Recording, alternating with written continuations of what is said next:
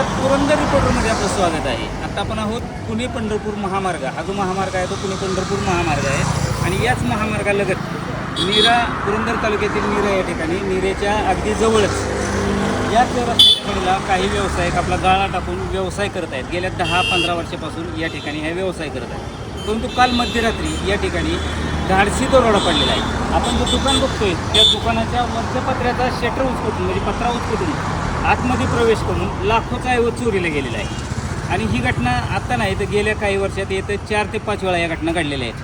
काही व्यावसायिक आहेत आपल्याबरोबर. काय नेमकं घडलं रात्री ते आपण त्यांच्याकडून जाणून घेतो.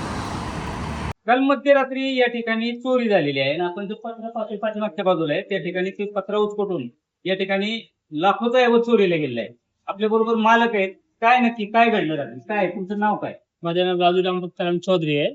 काय घडलं नक्की?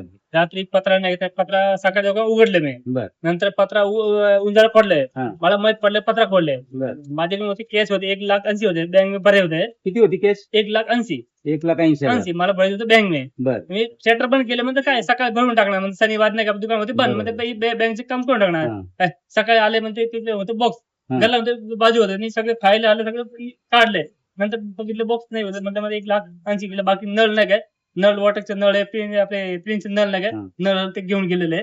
एक बट डबा होता टिफिन डबा, त्यांनी डबा नाही का मी दुपारी 6 चपाती आणले. 3 चपाती खाऊन गेले. 3 चपाती म्हणजे अक्षय जेवण करून गेले. जेवण केले नाही. आपल्या असं घटना ते तुमचं एकच दुकान आहे इथं का आणखीन काही दुकानात चोरी झालेली आहे? शेजारी बी झाले ना आपले हर्षित भाई त्यांचे बी झाले. त्यांचे सकाळी फोन लावले म्हणजे भाई असं झालंय ते म्हणजे मला बी त्यांनी सकाळी उघडले म्हणजे मला बी त्यांनी म्हणजे मला बी फोडलं म्हणजे. दुसरे मालक आहेत आपल्या बरोबर, दुकानाचे मालक आहेत. नमस्कार, काय सांगताल आपण? काय नाव आपलं?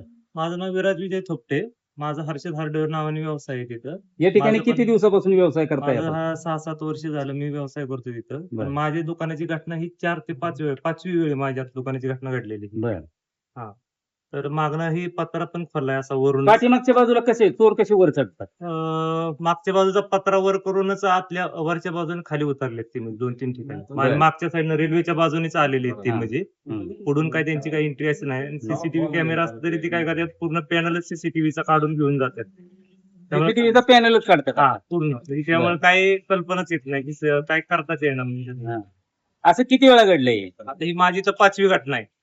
ह्याच्या आधी 1 महिन्यापूर्वीच माझ्या समोर दुकान आहे बालाजी स्वीट म्हणून. त्यांचं पण जवळजवळ 1 लाख रुपयाचं ऐवज गेलाय त्यांचा.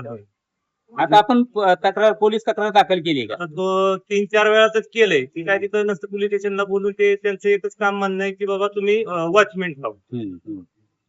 त्यांचं तेवढंच म्हणणं आहे. बरं. मग रात्रीची पोलीस राऊंडला गाडी असते का? हा, रात्री त्यांनी सांगितले आलते म्हणजे आम्ही 11 वाजता राऊंडला येऊन गेलोय. पण त्यानंतर ही घटना घडली त्यांचं म्हणणं असेल ते. आणखी किती दुकानांचं असं चोरी झाली? आता माझ्या लाईनला बघा 4 दुकानं पडतात. त्यांचं साधारण काय चोरीला गेलेलं? काही थोडी रक्कम असेल दुकानातली आणि काही थोडं काय मटेरियल असेल ते गेलं असेल त्यांचं. माझ्या दुकानातलं माझं वैयक्तिक 1,500 रुपयाची कॅश असेल माझी आणि थोडं काय आता मटेरियल बघायला लागेल काय प्रॉपर गेले काय. आपण आता दुकानाच्या आतमध्ये आलेलो आहोत. आपण वरच्या बाजूला पाहत आहोत की ते पत्र्याची पानं त्यांनी पूर्ण उचकटलेत आणि पाठीमागच्या बाजूला रेल्वे लाईन आहे आणि रेल्वे लाईनच्या बाजूने ते वरती दुकानात सोडून या ठिकाणी पत्रे उचकटून या दुकानदाराचा रोख रक्कम 1,80,000 रुपये गेली असं या दुकानदाराचं म्हणणं आहे. आणखीनही काही दुकानदार आहेत इथं, त्यांची बऱ्यापैकी रक्कम आणि मटेरियल चोरीला गेलेलं आहे. तर एका दुकानदाराने असं सांगितलं आपल्याला की ही घटना आमच्या या परिसरात 4 ते 5 वेळा घडलेली आहे. मागील महिन्यातच याच रस्त्याच्या पुढील बाजूला देखील एक दुकान फोडलं होतं आणि त्यातील देखील रोख रक्कम आणि त्यांचं मटेरियल चोरीला गेलेलं होतं. या चोरीचा लवकर तपास व्हावा आणि आम्हाला न्याय मिळावा असं येथील दुकानदारांची मागणी आहे. पुरंदर रिपोर्टरसाठी मी विजय लकडे, नीरा, पुरंदर.